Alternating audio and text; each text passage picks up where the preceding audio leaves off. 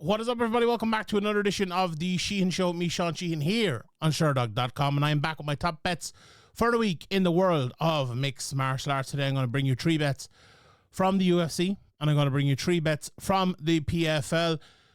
2 things before we start, though. Please bet responsibly. Don't bet more than you can. And let's have a look at last week's bets. I would say a bad week on PFL last week, a good week in the UFC, I would say. On PFL first, the bets we hit were Carmouche, Alves, Velasquez, Souza, and Kavalov. The best prices there were Carmouche just over minus 200, minus 103 for Alves, and plus 200 for Velasquez. Happy with that one. But the ones we didn't hit, Bernal, Rabadanov, obviously, and Diggs as well. Not too happy with those. Look, we hit 5 and we missed 3. Not the worst ever, but I'm not personally that happy with that. The UFC, we did a lot better. He went 2 out of 4 on the straight up ones. We went 1 from 2 on the flyers. First of all, the 2 we didn't hit were Pico by decision, Pratis by decision. Not great picks. But we did hit the decision in the main event, plus 275, great pick. Page by decision, plus 120. Again, pretty healthy margin there, and a guy that was a big favorite. And the flyer Hernandez to win by TKO KO at plus 575. I'm pretty sure I had said in the podcast last week as well, I think it'll be first round. So if you listen to that, you got a big chunk of change out of that. We didn't hit the pay-per-view parlay either. We were unlucky. We had Closer, we had Pratis, we had Page, but we didn't have Pico, and that's the way the accumulators often work. Unfortunately, the guy who was the second biggest favorite ends up bringing it down on us. But overall, 7 from 13 last week, 1 from doing the flyers, 73 from 137 overall. Which is over 50%, well over at this stage, so happy with that. And we had a lot of plus money bets over the last few weeks. And also happy with the 6 flyers. It was kind of an ongoing joke there that I couldn't hit a flyer. Now we've hit 6. So happy enough with that. Right, let's get straight into it. Let's go for... Okay, so I have 3 PFL bets, 3 UFC bets. I'm going to give you the 3 PFL bets first, and they're from the 3 title fights. And honestly, in the first one, the third one, I'm giving you... Especially the third one, we'll get to that and give you the money pick in that one. But in the first one as well, first bet of the week, Dalton Rosta plus 165 to win his fight against Fabian Edwards. Now, I truly believe this is a 50-50 fight. If you listen to my preview, I said that, and I picked Dalton Rosta to win. And I'll go into the reasons for that in a second. But in my opinion, this is a fight, and the reason I say it's 50-50, both guys are at a place in their career where they are meant to be the guy who wins it now. You know, Rosta, 11-1, 29 years of age, turning 30 this year. His last 3 fights, beat Norbert Navinyi Jr., beat Sadabusi, beat Aaron Jeffrey, the only guy to ever beat him. Now, close fight, contentious enough decision, but still, he went out, he did it, he beat him. Fabian Edwards, he's won his last 2 in a row after losing 2 out of 3 fights, both losses to Johnny Eblen. Beat Joshua Serra, beat Impa Kasagan, has already beaten the aforementioned Aaron Jeffrey, beat Gegard Mousasi, beat Lyoto Machida in his career. This is his time to do it. So that's a very hard fight to pick. That's a very hard fight to say, it's both of their times. Whose time is it going to be? Often in fights like this, you look at the 5-round thing. You look at who will suit the 5 rounds. Now, Fabian's gone 5 rounds twice. Dalton Rosta hasn't. Fabian has won one of them, lost one of them. But going 5 rounds with Johnny Eblen is absolutely no joke. But to me, the style matchup suits Rosta over 5 rounds. I think he's obviously a really, really, really good wrestler. Look, I think they'd both admit if the fight stays on the feet, Rosta has a chance, but Fabian would be favoured. If the fight gets into the clinch, as a dirty fight, goes to the ground, it's more of a Rosta fight, even though, again, Fabian can fight on the ground. We saw him against Austin Vanderford. I actually thought he won that fight. He ended up losing the decision. He did a good job on the ground of staying healthy, getting back up at times in that fight as well. Could it look similar to that fight? Also that was 4 years ago. How much has Fabian improved since then? But for me, I just think this is such a departure for Dalton Rosta from his last fight, especially against Aaron Jeffrey. Sadabusi's style, not really like, bits and pieces of it, and at times like Fabian. Norbert Navinyi, definitely not. Is this a good style matchup for him at this time? He knows what Fabian does. There's a lot of tape on Fabian against guys not too dissimilar to Dalton Rosta. If he's gone through that tape well, if he imposes his will. I think it's a winnable fight for Dalton Rosta. Can Fabian Edwards win it? Of course he can.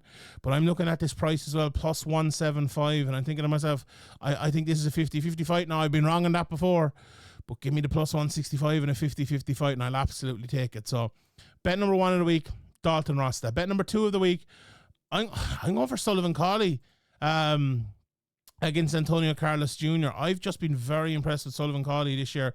I interviewed him a few weeks ago, and look, he's a kind of quiet, unassuming guy.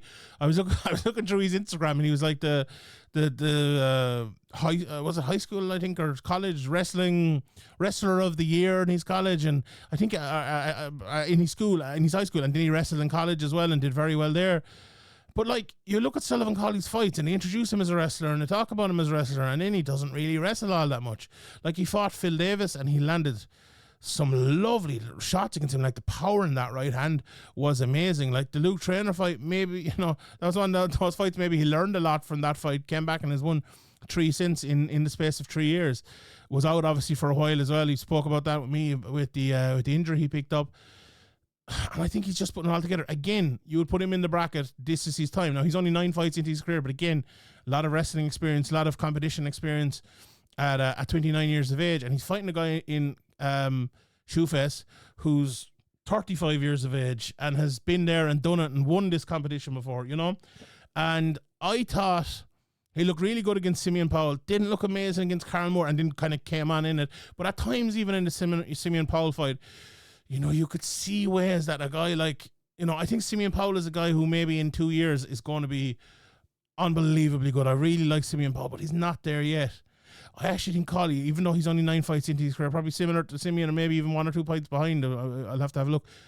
I think he has reached a stage in his career where it's actually come together for him. And I like him in this fight. I just think that right hand, I think his what's the opposite of a necessity? His non-reliance on wrestling is a big benefit in this fight because we know how good Cara de Zapato is on the ground. We know he wants to get you there. We know he wants to submit you. 12 submissions in his career. Keep the fight on the feet though. Never knocked anyone out. Won't be knocked out only once, but still keep that fight on the feet and you have a chance. He's 12-0 in submissions, 0-1 in knockouts, and 6-5 in decisions. You cannot allow this to be a submission. If you don't allow it to be a submission, you've literally a 50-50 chance of winning it.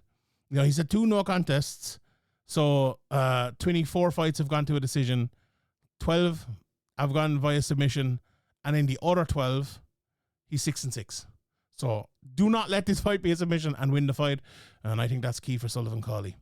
Bet number 3, I picked the other guy in my preview. I said, again, it's a 50-50 fight. But I'm going for Alexandr Romanov at plus 185. I just think the price is too high, to be honest. I think plus 185 is a really, really great price for a guy like Romanov. Obviously, he got the groin injury in the last fight. I spoke to his manager afterwards and he told me, look, he had to go and get it checked out, but absolutely fine, perfect, came through it. So it hasn't cost him very much. Only had a 4-minute fight against Moldavsky. There wasn't a whole lot in that in terms of, leaving much of himself behind.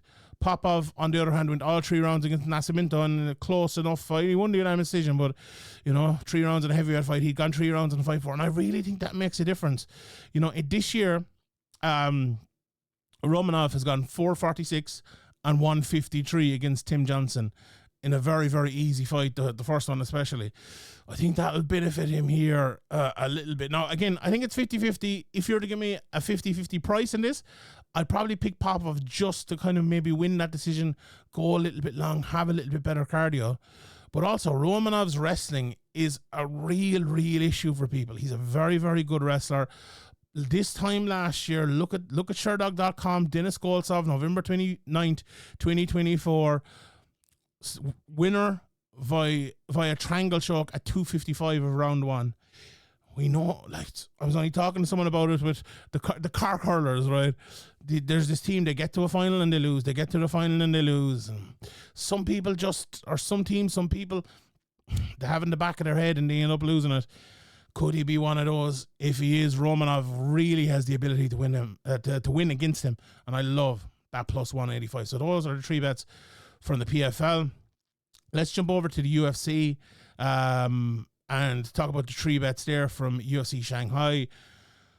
I'm going to start with the main event, and this is probably the lowest price prop you'll ever see me giving, but I'm going for Minyang to win via TKO KO in round 1 at plus 100. It's a even money bet. He's around the best price minus 330. He's around minus 400, minus 350 to win this fight straight up against Johnny Walker. But I don't know. I'm a big fan. I like Minyang an awful lot. I think he's one of those guys that has a really, really, really high ceiling. The only issue I would have in this is what's Johnny Walker going to look like now after training with Eric Nixick? How differently is he going to fight? But like Johnny Walker is Johnny Walker. He's a very hard guy, especially against the Mountain Tiger, like who opens up, has won. Like every single one of his fights that he has won has been in the first round. Every single one of his fights. 13 knockouts, 6 submissions, no decisions. He's lost a decision once, but this guy absolutely bangs. He's 27 years of age. He's on par with Johnny Walker in terms of athletic ability. That's one of the only things that Johnny always has on people. I think he's just going to come in there. I think he's going to blast him out of it like he did it to Anthony Smith. When a lot of people are saying, oh, this is a good test for him, Anthony Smith might be able to draw him on and draw him into a longer fight. He absolutely wasn't able to do that. Again, that was the big step up. Could you say this is a big step up again where Anthony Smith is in his career? You probably could.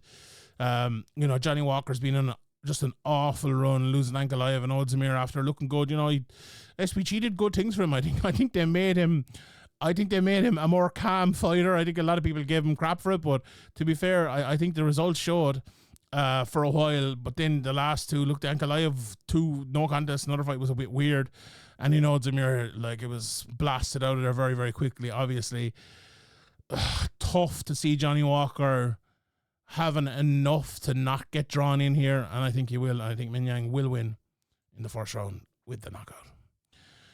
Right, bet number 2 from the UFC, heavyweight fight, Pavlovich versus Waldo Cortez Acosta. I'm going for the under 1.5 rounds, which is surprisingly plus money, plus 112. I was looking at the straight up prices, looking at Pavlovich. I was going to give you a minus 220 bet, but do you know what? I'm not going to protect my record. I'm going to give you a good price, good money bet. Waldo Cortez Acosta is plus 185. I could have given you that as well and said, take the underdog here, but I'm going for just someone to get the knockout. You look at Pavlovich's record, 15 knockouts and 19 wins, being knocked out twice in 3 losses. Okay, the last 2 fights have gone to a decision, no doubt about it. But before that, first round. I could go on and on and on. And a lot of good fighters in there as well. Lost Aspinall, beat Blades, Tuivasa, Lewis, Abdurrahimov, Green, Golm. You look at Waldo Cortez, 14. More decisions, obviously.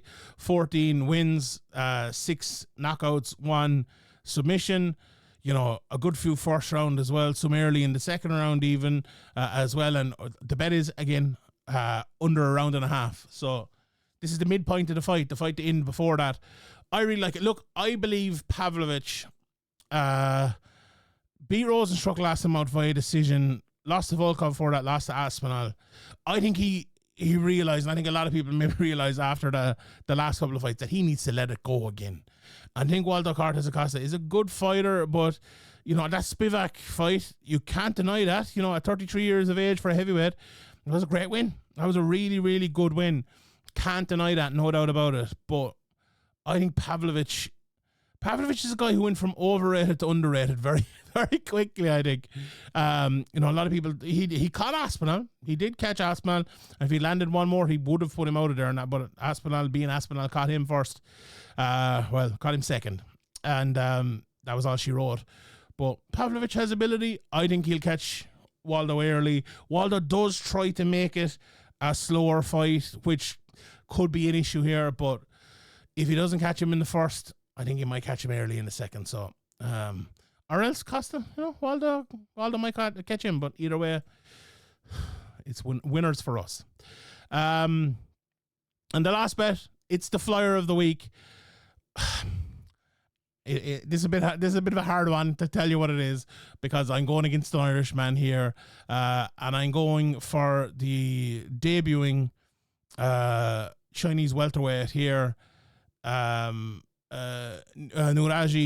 Tayaleke, to win by submission against Kiefer Crosby at the price is -575. So last week we had a -575 winner. And that's what I'm going for here again. The reason it's that big is he's only won once by submission out of 11 wins. That win was 2 fights ago, right? Which would give you whatever the opposite of pause is. I watched that fight against Maxim Shinchenko. He did very, very well. Won via armbar. And I think Kiefer fight him a similar way. The thing about Kiefer, he's lost his two last fights in a row, lost them both by submission. He's lost 3 losses in a row, all via submission. I think it's a very tough fight for Kiefer on the feed.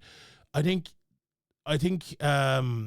Nueraji will realize Kiefer's good on the feet and take the fight to the ground. That's why I think it'll be a submission more than anything. And the +575, I think it's a great price. So that's the flyer of the week. The 6 bets again, just to recap: Rosta +165, -138 for Cauley, +185 for Romanov. The first round for Minyang at even money, +112 for under a round and a half in the heavyweight fight between Waldo and Pavlovich, and a submission for Nueraji in his debut against Kiefer Crosby at +575. All right, everybody, thank you very much for tuning in. That is the Sherdog betting show for this week, and we'll see you all next time.